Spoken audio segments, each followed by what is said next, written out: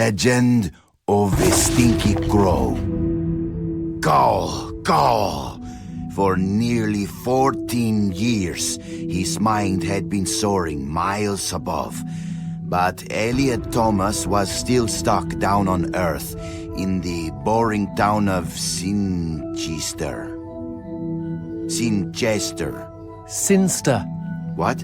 It's pronounced Sinster. How do you know? My cousin's from Sinster. Never mind, keep going. Alone in his treehouse, he glued feathers to his wingsuit, readying himself for the day he would join the Phoenixes and Quetzalcoatlus in the sky. "Dinner time," cried his mother from their house across the yard.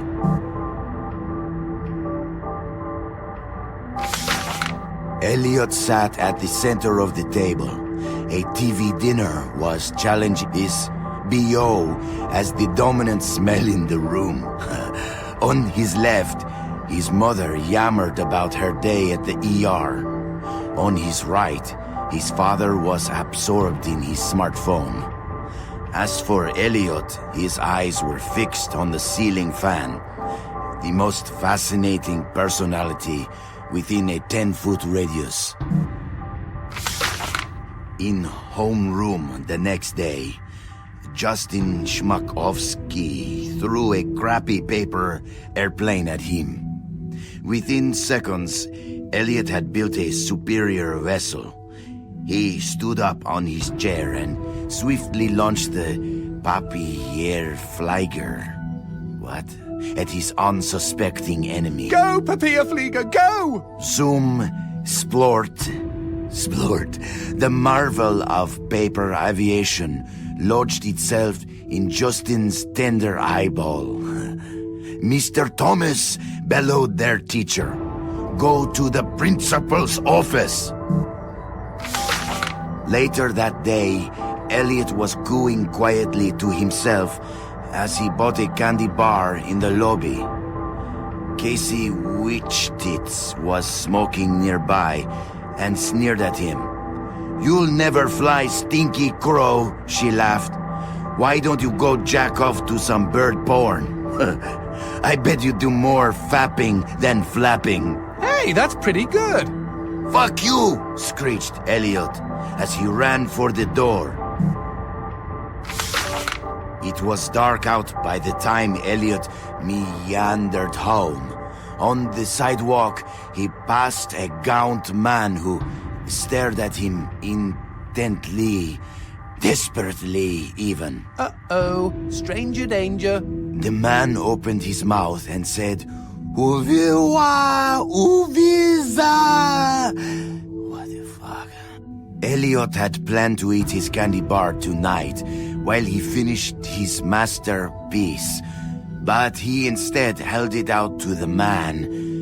"I know what you mean," he replied.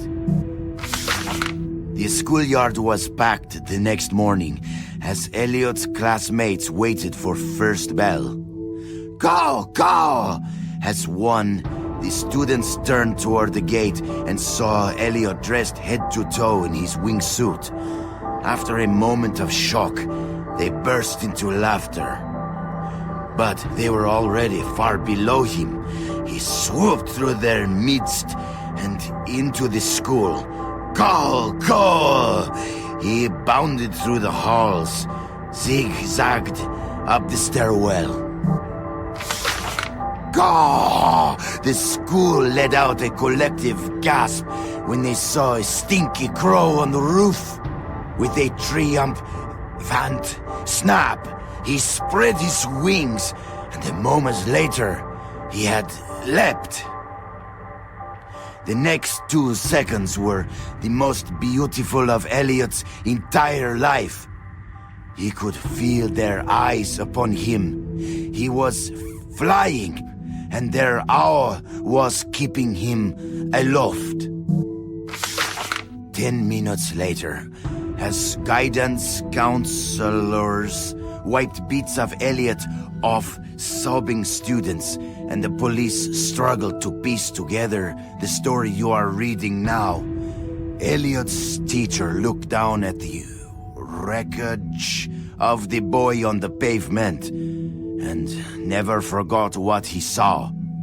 One bloody hand had formed a peace sign.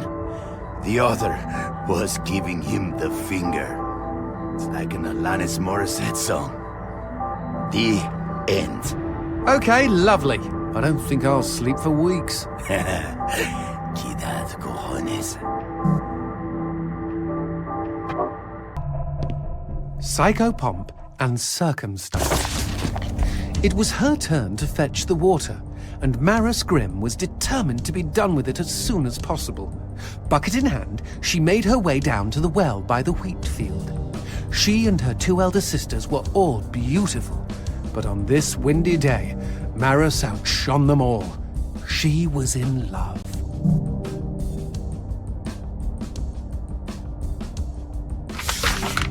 Whoosh.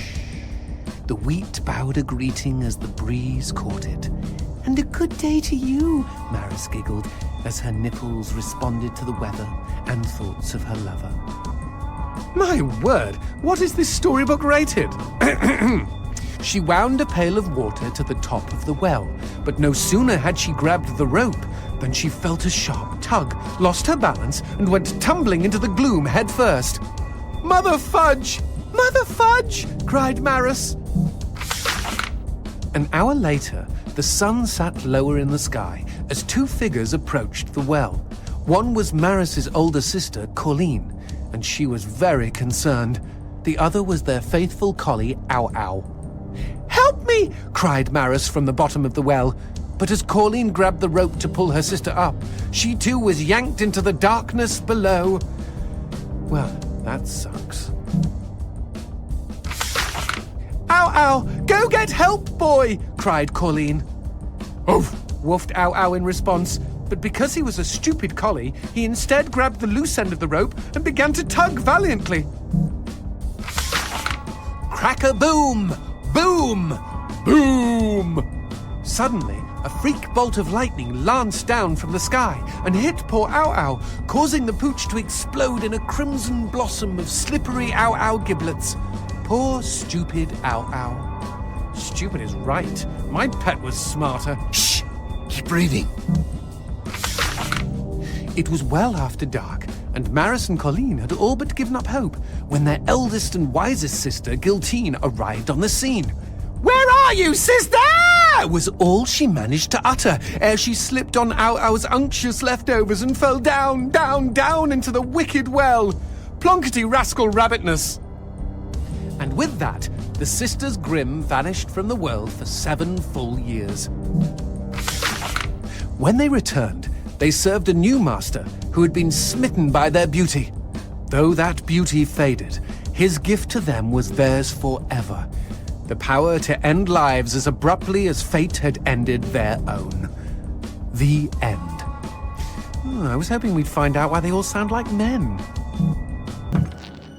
Beauty is blind. Brava! Bravissima! A tidal wave of applause washed over Justine as roses rained down on the stage. It's a wonder they don't hit me, she thought bitterly. I'm the largest target for miles. After curtain down, she retired to her dressing room, set her horned Viking helmet aside, and waddled up to the mirror with a gelatinous jiggle. There was a knock at the door, and Henry Wallin appeared. Henry again. Cheers, Louise. You were magnificent, Miss D'Evangelo. Did you see? The papers are calling you the finest soprano of the 19th century. He looked at the floor and shifted his feet uncomfortably. Every man in town loves you. Stupid Henry, moaned Justine as she examined her profile in the mirror. No real man could love a fat twat like me. She tried adjusting her midriff. Disgusting. She waited for the sigh, but today Henry's response was different. There was a rustle, a metallic thunk. Good evening to you, my lady. She heard the clack of the door.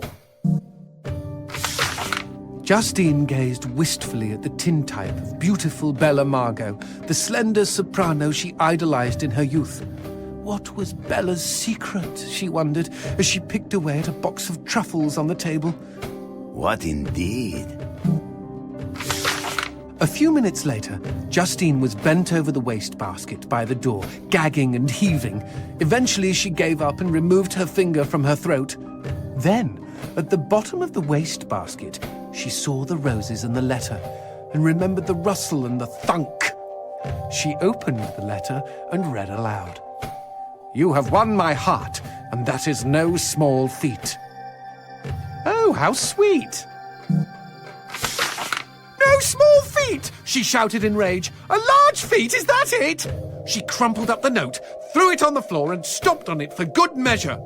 Something inside of her had snapped. From that moment forward, she was determined to never sing again. Her voice could go to hell, just as long as she could be beautiful.